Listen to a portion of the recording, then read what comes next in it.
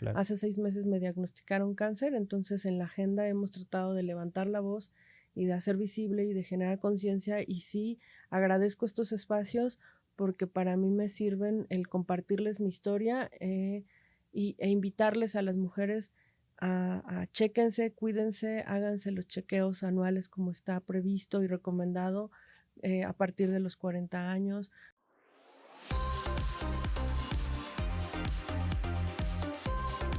Detrás de cada persona hay una historia. Aquí te la contamos. Esto es Voces de la Nación, el podcast, cuarta temporada. ¡Comenzamos! ¿Qué tal, amigos? Bienvenidos a otro episodio de este podcast Voces de la Nación, de la revista La Nación. Yo soy Jerry y espero que se encuentren muy bien. El día de hoy tenemos a una invitada muy especial. Ella es Liz Salgado. Ella es diputada local de la Ciudad de México. ¿Cómo se encuentra, diputada? Hola, Jerry, muy bien. Aquí con el gusto de haber recibido la invitación para poder platicar un rato con ustedes. Al contrario, el gusto es nuestro. Gracias por su tiempo y por venir hasta acá, hasta el set de La Nación. Diputada, como en todos los podcasts, nos gustaría que nos cuente un poquito de sus gustos, cuáles son sus hobbies, qué le gusta hacer en sus tiempos libres, estar con su familia y demás. ¿Nos puede contar un poquito más de usted? Claro que sí, Jerry, con todo gusto. Pues mira, primero reiterar, soy Liz Salgado, actualmente diputada local de la Ciudad de México por el Distrito 18, que es Álvaro Obregón, Benito Juárez. En Álvaro Obregón ya llevo yo poquito más de 20 años de trayectoria en la administración pública.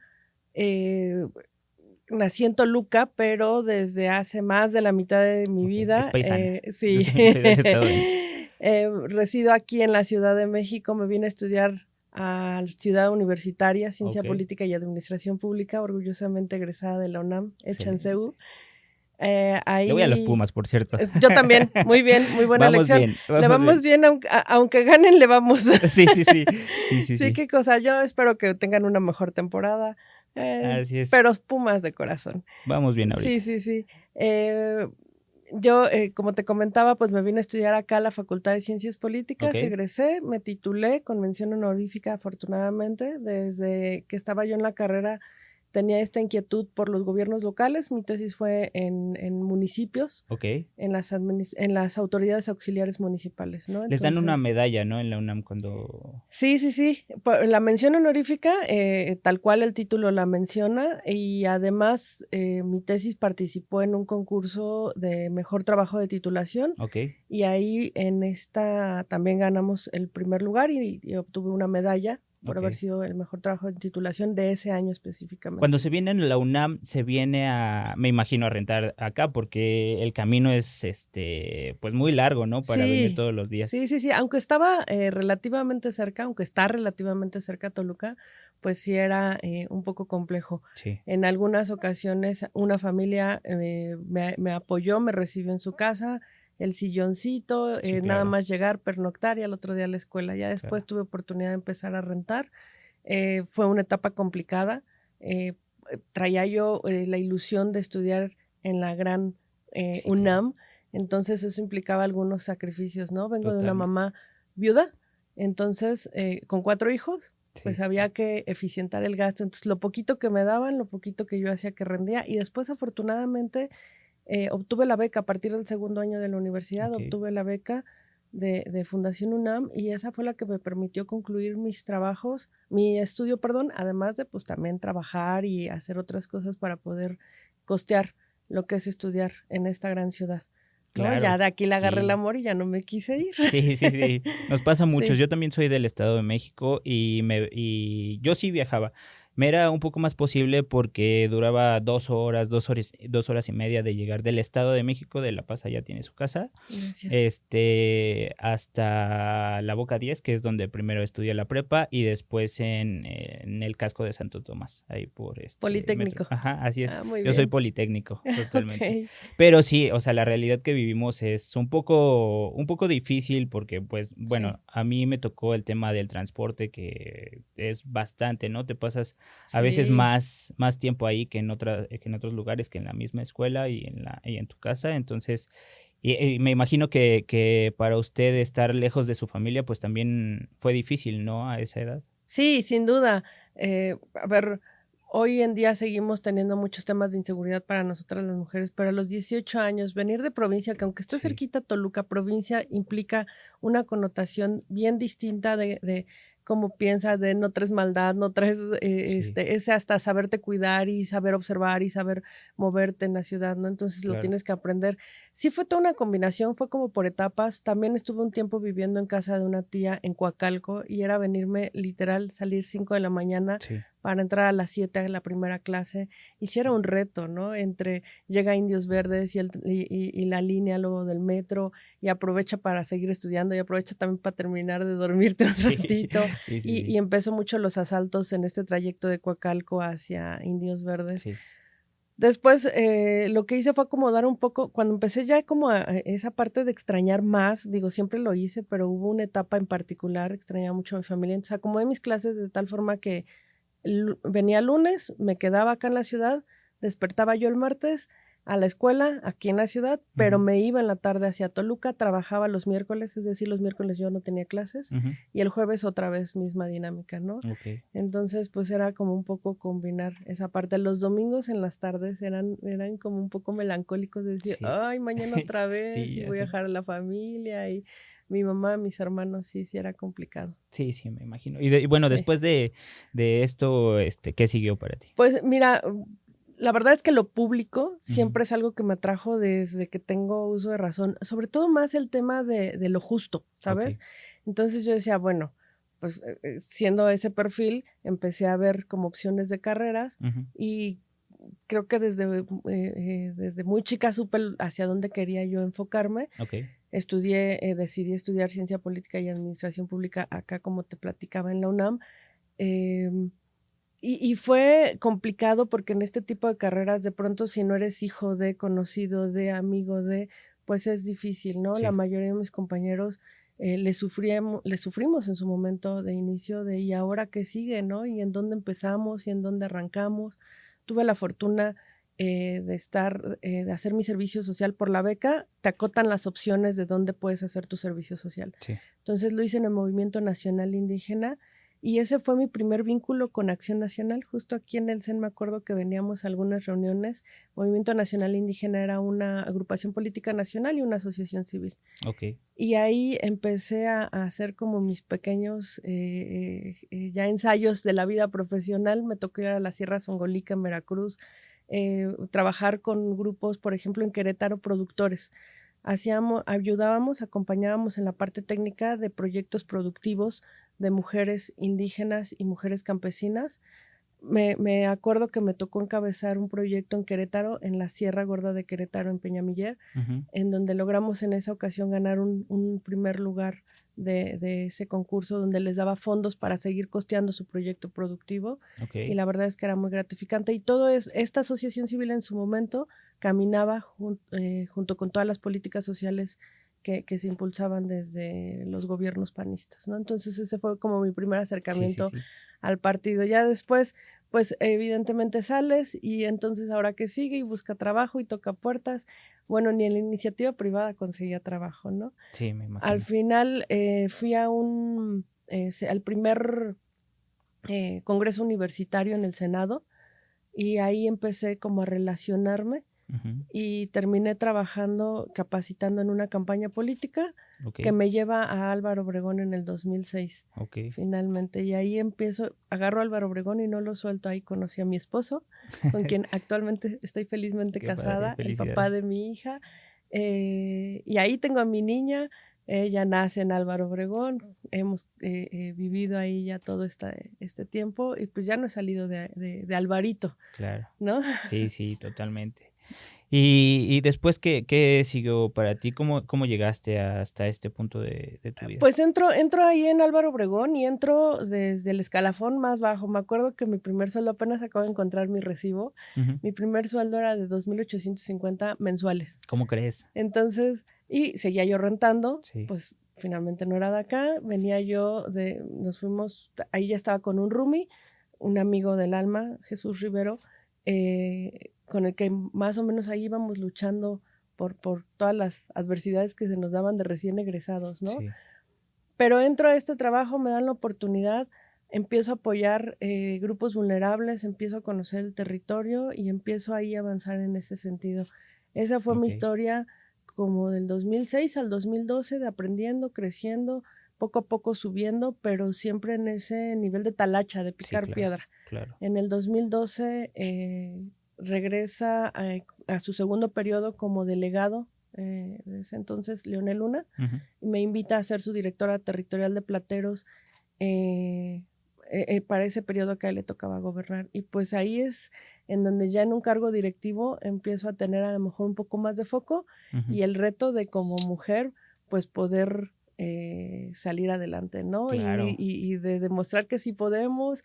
Es también, ya tenía yo a mi niña de 3 años, lidiar con esta parte que nos toca a las mujeres de combina la casa, pero la maternidad, pero tu desarrollo profesional, pero sigue estudiando, pero el esposo, y entonces ¿Y cómo le te das hacías? O sea, cuenta ¿cómo que te te partías vuelves en 10? multitasking.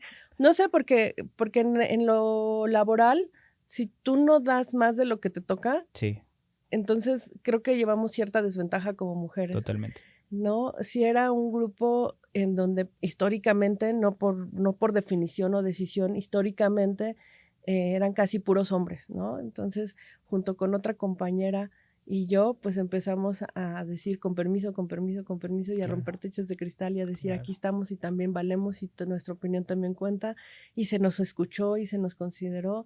De quien te hablo en su momento, pues fue jefa delegacional del 2015 al 18, y yo hoy ocupo esta posición, pero te digo que empezamos como en esta dinámica de ir rompiendo esquemas y ciertos usos y costumbres, pues que eran normales, ¿no? En su momento. Y combinado eso a todas las demás tareas que tienes que asumir como mujer. Se puede, sí, complejo, sí lo es, pero de que se puede y vale mucho la pena, ¿no? Y son esas acciones que a lo mejor a veces parecen pequeñas, que son las que van rompiendo el esquema que se tiene, ¿no? Acostumbrado, ¿no? Como dices, los techos de cristal, y pues también les toca abrir más espacio para las mujeres, Eso, ¿no? creo yo, es el gran reto que tenemos cuando vamos logrando avanzar en ciertas posiciones. Yo conocí historias en donde ubicaba otras mujeres, pero esas mujeres cuando de pronto llegan y se colocan y pues se posicionan, muchas veces existe como el celo de pues yo ya llegué y que les cuesta no, creo que debe de haber sororidad entre nosotras, y ya llegaré a ese punto, te contaré de quien justo me marcó en ese sentido de manera favorable, ¿no? Después de eso, viene esta etapa en mi primer acercamiento con el legislativo, que lo disfruté muchísimo. En la 7ª legislatura, la última legislatura de la entonces Asamblea Legislativa del Distrito Federal, me toca ser particular del presidente de la Comisión de Gobierno con Leonel Luna, y ahí es donde empieza a tejerse esta alianza de PAN, PRI, PRD, y entonces tenemos ya mucha cercanía con nuestro hoy presidente nacional, Jorge Romero, y ahí es donde lo conozco, donde conozco a Andrés Ataide, a Luisa Gutiérrez, a todo este equipo de la 7ª legislatura de grandes panistas, en donde empiezo de nuevo a retomar como este lazo con el PAN y a decir, mira, lo que están haciendo me gusta, coincido, comparto. Seguimos avanzando, se da la alianza hacia el 2018, ya conocemos la historia, es compleja, y entonces por primera vez sé lo que es la derrota, conozco la derrota, conozco lo que es quedarnos sin un proyecto político en ese momento y reinventarnos, ¿no? El reto era reinventarnos y justo en esta construcción de alianza, pues seguimos y continuamos. Y entonces ya formalmente tenemos ese acercamiento hacia Acción Nacional, con quien en ese momento seguía siendo mi líder, Leonel Luna, y que para mí, lo voy a decir siempre, para mí fue alguien que me formó, que me forjó y que me dio escuela, ¿no? Y desafortunadamente fallece, pero nos deja ya como muy encaminados en el tema de lo que se nos venía en Álvaro Obregón. Nos deja ya con una gran candidata, con Lía Limón, hoy sí, secretaria nacional de vinculación aquí en nuestro partido, y la acompaño durante la campaña. Me toca coordinar pues una parte territorial y la estructura electoral junto con compañeros del equipo, y me quedo con ella a colaborar como su particular. Entonces, del 2021 a 2024 estoy como particular, ya de lleno totalmente en Acción Nacional. Ya formalizo mi militancia a partir del 2022. Soy formalmente militante de mi partido, y pues se da la coyuntura y la oportunidad de poder participar en el proceso electoral con el apoyo de Lía, con el apoyo de nuestro presidente, de Jorge Romero, y por supuesto en coordinación con Andrés Ataide.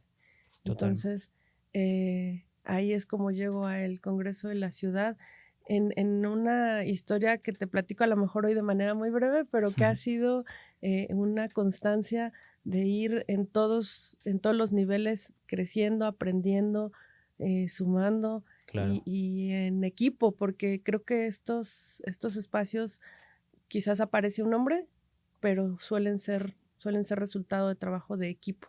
Claro, totalmente. Y justo como mencionas, a veces la gente no ve como las cosas malas que nos pasan en todos, en el camino, ¿no? Que llevamos, desgraciadamente, pues también hay que lidiar con muchas cosas, pues, que llegan a pasar, ¿no? Porque así es la vida, y uno se va, pues también forjando y se va, y va aprendiendo mucho, ¿no? De todas las vivencias que tiene, como es la pérdida de un gran líder o de una persona que queremos. Y pues bueno, eso también me gustaría que el auditorio pues sepa y entienda que no es un camino fácil, ¿no? Claro. Pero pues que es un camino que a final de cuentas pues te lleva a estar en estos lugares en donde puedes ayudar a más personas. Sí, porque mi rol siempre fue, y lo platicábamos antes de iniciar, mi rol siempre fue detrás de cámaras, ¿no? Claro. Siempre apoyando a quien salía al frente, en su momento con Leonel, posteriormente con Lía, y desde ahí se aprende un chorro y se aporta también. Pero hoy agradezco la oportunidad de también poder estar al frente y poder usar este espacio para ayudar a la gente de mi comunidad, además de que por cómo está conformado el Distrito 18, Claro. pues puedo incidir en mi alcaldía históricamente, Álvaro Obregón, pero también tuve la fortuna de conocer Benito Juárez y de constatar la diferencia y los contrastes y lo bien que sabe gobernar el PAN, porque se nota cuando eso sucede, y aquí en Benito Juárez se constata todos los días, ¿no? Totalmente. Diputada, me gustaría regresar un poquito al tema de tus gustos y ahorita vamos Sí. a un poco más Fíjate que de esta parte que comentabas, de pronto vemos a la persona y no sabemos su historia y a veces se juzga sin conocerla. Totalmente. Me gustaría platicarte que de los retos más grandes que tuve justo como mujer en política, que creo que se da en todas las profesiones, pero particularmente en política, el que tienes que a veces dar doble de esfuerzo y estar antes e irte después y dar, pues cometí, a lo mejor no fue un error, que es algo que he trabajado también en terapia, pero tuve la desfortuna que en el 2022, con toda esta crisis que ya había pasado y con todo esto que te he venido platicando, pues la peor experiencia que en mi vida he tenido, y no ha sido el cáncer, fue el intento de suicidio de mi hija adolescente. ¿Cómo crees? Tenía ella 12 años y justo creo que es la suma de varios factores, ¿no? Sí. El que mamá y papá siempre estuviéramos ausentes y de pronto no entendiéramos la importancia que es el acompañamiento de los hijos. Claro. En todas las etapas, pero particularmente en la adolescencia, donde hay otra serie de situaciones que de pronto cuando son niños controlamos distinto, Sí, ¿no? claro. El tema del bullying, que es un problema real, serio, que cuesta vidas, ¿no? Totalmente. Y el tema de las redes sociales. Yo creo que un poco lo que te platicaba, la ausencia de papás, la pandemia, las redes sociales, el bullying, pues todo esto determinaron esta parte que fue, insisto, la parte más difícil de mi vida, pero que afortunadamente pudimos avanzar y seguir adelante, mi niña está con nosotros, con terapia psicológica, psiquiátrica y con todas las herramientas que mucha gente que nos quiere nos hizo llegar. Claro. Hoy mi niña está súper estable. Cambiamos dinámicas de parentales, de cómo educarla. Modificamos cosas que teníamos que modificar para bien de la familia. Aprendimos a darle tiempo de calidad y a tener una interacción con ella muy distinta. Obviamente, ya hoy a sus 15 años, sí, claro que razona distinto y ayer le pedí autorización para poder compartir esto en un afán de generar conciencia, pero también de compartirles un poco lo difícil que de pronto suele ser el tener que dar más de lo que está y a veces eso está como infravalorado, ¿sabes? Entonces, pues un poquito va en ese sentido, ¿no? Justamente en la etapa, en la adolescencia, pues siento que no controlamos tanto nuestros sentimientos y a veces somos como muy fatalistas. Y justamente está, no sé si ya viste la serie esta de Netflix que justamente se llama Adolescencia. Digo, eso terminó muy diferente, pero creo que el punto va por ahí, el tema del bullying, el tema de las redes sociales y cómo influye esto en los adolescentes y en los niños y cómo les afecta. Y la importancia de como papás acompañemos esta etapa que siempre todo momento ha sido compleja, pero que hoy por los riesgos que existen, pues nos obliga a estar más ahí con ellos y para ellos, ¿no? Claro, y más en una profesión que demanda muchísimo, ¿no? Como es la política, ¿no? Entonces, pues uno como persona, como madre, pues tiene que medir y balancear los tiempos y tanto del trabajo como de lo que le gusta hacer, como de su familia y todo esto, ¿no? Sí. Y fíjate que de ahí le nació a ella la pasión por el deporte. Okay. ¿Qué le gusta hacer? Un amigo mío la invitó a practicar el deporte que a él le apasiona, que es el triatlón. Okay. Ella es triatleta. Y no, bueno, ella la más feliz en el deporte encontró todo lo que ella necesitaba para poder procesar este tema de ansiedad, de depresión, todo lo que ella venía cargando. El deporte la liberó y la hizo hoy una persona completa, íntegra, en donde la escuela sí es su prioridad, sí le echa muchas ganas, pero también lo va compartiendo sus tiempos con este tema del deporte, ¿no? Totalmente, y se necesita mucha energía y te demanda como... Energía, disciplina, compromiso, pero pasión. focalizas muchas cosas, Sí, ¿no? Sí, dice que ella su mejor terapia, la terapia psicológica ya la concluyó, pero seguimos en la parte psiquiátrica, vamos avanzando y vamos bien, pero su mejor terapia de ella es cuando va a natación. Entonces, de martes a viernes que va a natación, dice, me meto al agua, mamá, y ahí se le olvida todo lo que tengo que procesar, lo proceso y lo trabajo en mi mente. Sí, entonces, y con un gran deporte que de verdad súper completo. Sí, súper completo. Sí, con unos coaches que valen oro. Sirve el comercial a Eri y a Charlie, muy buenos coaches. Exactamente. ¿Y se sientan seguido a ver series o...? Sí, tenemos nuestras series favoritas. Ahorita, durante toda la niñez le metí mucho a la lectura, después como que la saturé, me la dejó y ahorita ya está retomándolo y ahora es ella la que me dice, toma mamá, lee este libro. Órale. Entonces sí, lo mismo libros que series, que este fin de semana pasó ella a la etapa macro-regional. Ya pasó la regional, ahora va la macro, justamente de triatlón y acuatlón, ella participa. Entonces nos vamos las dos juntas a Veracruz a su competencia. Entonces sí, ya tenemos y buscamos espacios para estar juntas. También ella trabajó con su papá porque insisto, hay estigmas y hay cosas con las que uno viene cargando y que cuando educa a un hijo afloran. Entonces, lo que es negativo, si se trabaja, termina convirtiéndose en algo positivo, ¿no? Totalmente. También su papá cambió temas ahí de crianza que les ha favorecido y es la princesa de papá y bueno, se aman y se adoran. Totalmente. Pues ahí nos avisas cuando compita para echarle porras. Sí, claro que sí. Diputada, ¿nos quieres contar un poco de tu agenda legislativa? ¿Qué traes ahí en tu trabajo? Pues mira, justo retomando esta parte entre lo personal y la agenda de trabajo, pues como es evidente y como he compartido en mis redes, hace 6 meses me diagnosticaron cáncer, entonces en la agenda hemos tratado de levantar la voz y de hacer visible y de generar conciencia, y sí, agradezco estos espacios porque para mí me sirven el compartirles mi historia e invitarles a las mujeres a chéquense, cuídense, háganse los chequeos anuales como está previsto y recomendado a partir de los 40 años, pero desde mucho antes hoy he descubierto en esto que hay chavas muy chicas pues que vienen ya padeciendo esta enfermedad. Hay anualmente casi 200,000 personas en nuestro país que padecen algún tipo de cáncer y va aumentando el número de muertes. Sin embargo, esta es una enfermedad que con hábitos podemos prevenir. Claro. Con un chequeo, una detección a tiempo te salva la vida.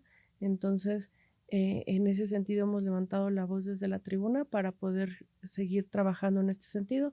Y ya nuestro granito de arena en el módulo, por ejemplo, apenas tuvimos una jornada de 70 mastografías gratuitas. Okay. Los resultados en general creo que salieron bien y lograron ayudar a detectar un par ahí de casos que ya con eso sientes que vale la pena esto a lo que te dedicas, ¿no? Claro, y más en estos tiempos que no hay medicinas, que no hay tratamientos, sí, también hay que alzar la voz por eso. Eso es algo, de verdad, ahorita traigo el caso de una mujer que conocí en FUCAM, que literal con los estudios, bueno, las cotizaciones de los estudios que se tenía que hacer en mano, y eso que FUCAM es súper económico comparado a un hospital privado, es una fundación. Yo creo que es un gran aliado en esta lucha. Y esta chica temblando, te lo juro, con los estudios decía, no puedo pagar esto, me voy a morir. Sí. Es el colmo que el sector público no garantice la vida de las personas en lo más mínimo, como es una detección, un tratamiento, el medicamento, toda esta parte, ¿no? Sí es desesperante y sí es frustrante ver esta situación. Claro, lo entiendo muy bien. A lo mejor mucha gente no sabe de esto, pero nosotros en casa también lo padecimos. Mi mamá le detectaron antes de COVID pues cáncer de mama y la operaron en el ISEMIM, que es el seguro del Estado de México, y pues, o sea, gracias a Dios no tuvimos que hacer un gran gasto, pero lo sufrimos, ¿no? Y estuvimos ahí. Es muy fuerte cuando regresan de las terapias estas. Entonces, mi mamá aguantó solo una, ya no pudo aguantar más.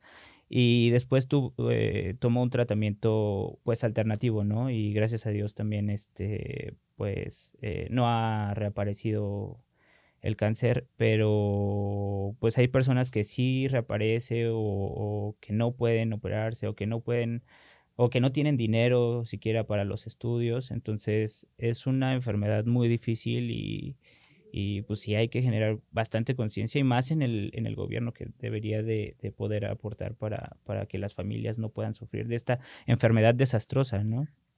El gobierno es responsable de garantizar la salud, es un derecho constitucional. Así es. ¿No? Entonces, pues ahí está fallando, ahí se está fallando porque no, las personas no tienen ni siquiera acceso a un diagnóstico, menos a un tratamiento. Entre que no hay medicamentos, no hay, no sé, ese día esta chica se fue a cancerología y justo ese día fue hace 2, 3 semanas que se fue la luz y entonces le cancelaron la cita y se la reagendaron dentro de un mes y la enfermedad por dentro va avanzando. Sí. Entonces sí es una enfermedad muy difícil, sí trastoca a la familia, sí trastoca tu entorno, sí te afecta económicamente.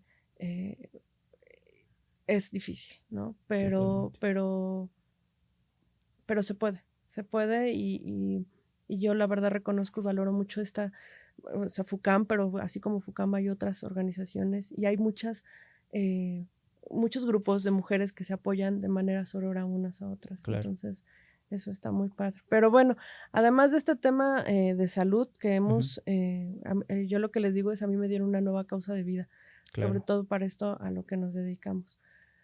Independientemente de este tema, pues venimos impulsando algunas otras cuestiones en la agenda legislativa. El periodo pasado propusimos la ley de atención, inclusión para las personas neurodiversas. Okay. Son todas estas personas que es TDAH, autismo, dislexia, y que más o menos se estima es el 10% de la población en esta ciudad. Claro. Entonces, ¿qué es lo que queremos? Que se les visibilice para que se les atienda y se les incluya en la sociedad. Actualmente la ciudad no cuenta con el marco jurídico para poderlos atender. Además de eso, pues temas muy específicos de la zona que representamos, como todas las afectaciones del tren interurbano, de la línea 12, de la remodelación de la línea 1 que ha afectado esta parte. Claro. Estamos justamente en el aniversario de lo de la contaminación del agua en Benito Juárez y la información sigue cerrada. No se ha dado la información sobre todo las medidas que se tomaron para mitigar este tema. Ni siquiera sabemos qué pasó, pues. Claro. Y el pozo que dio origen a esta contaminación sigue tomado, claro, por la Guardia Nacional con operación continua de Pemex y no hay información al respecto. O sea, problemática muy específica de la zona que representamos. También subimos una reforma al Código Penal para visibilizar el acoso callejero y pedir un incremento de 2/3 partes en las penas a como tal acoso callejero ni siquiera aparecía en el Código Penal, entonces esa es parte de la reforma.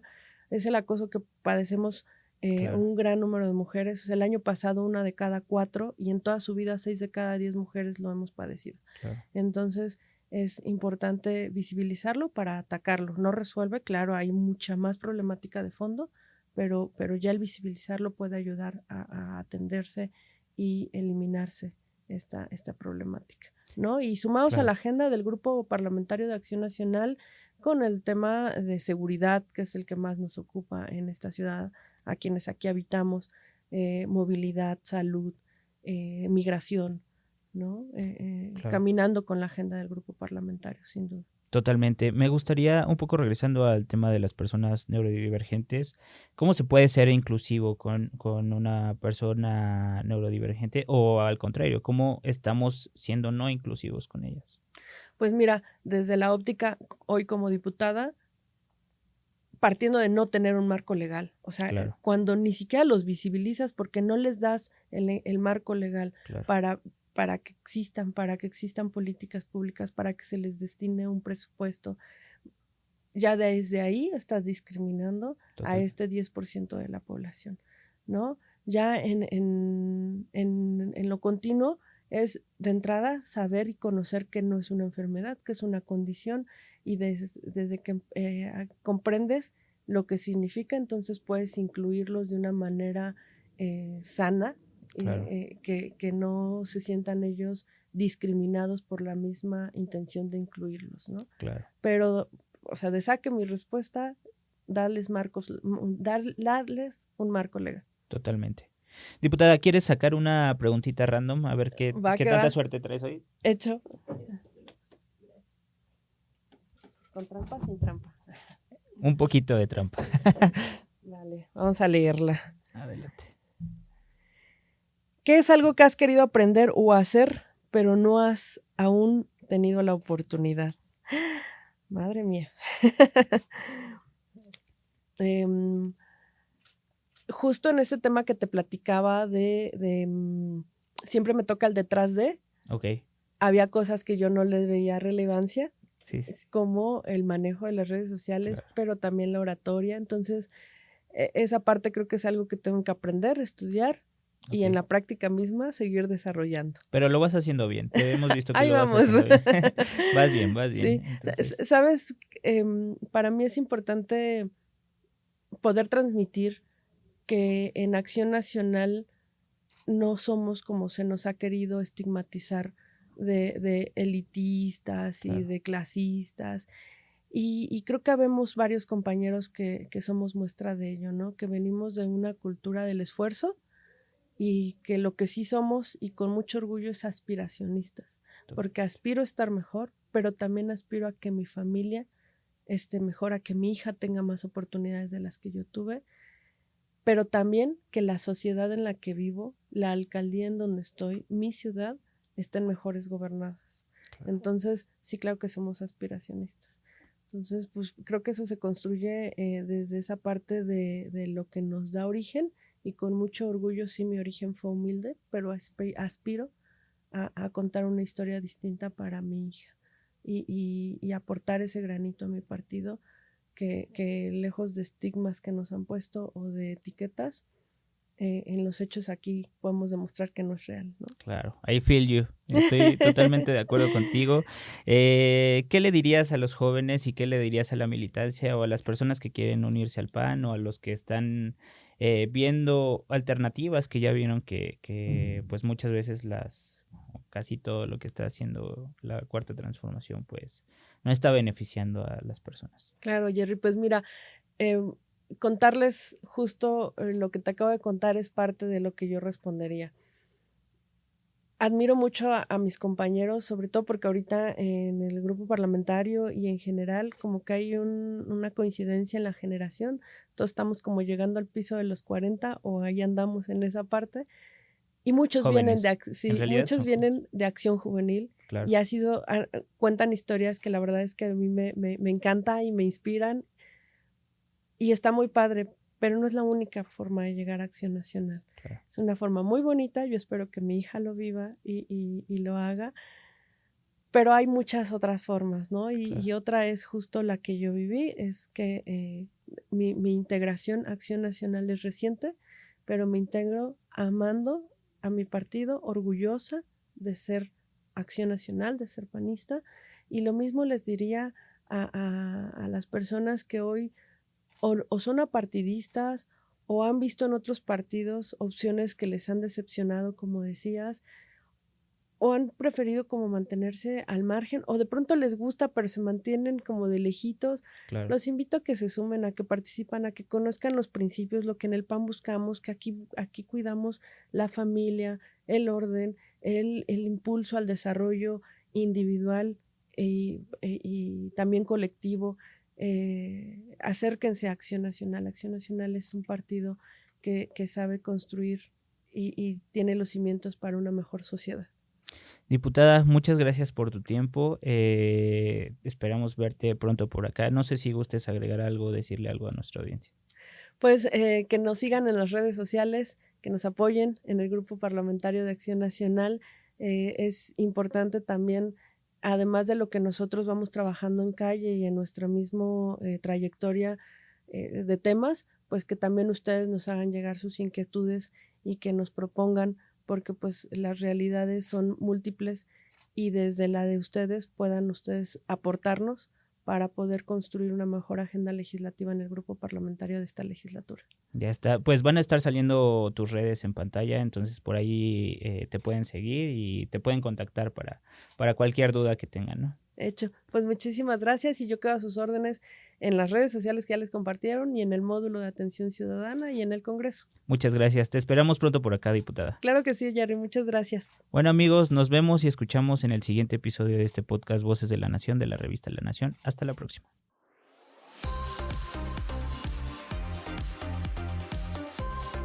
Detrás de cada persona hay una historia. Aquí te la contamos. Esto es Voces de la Nación, el podcast, 4ª temporada.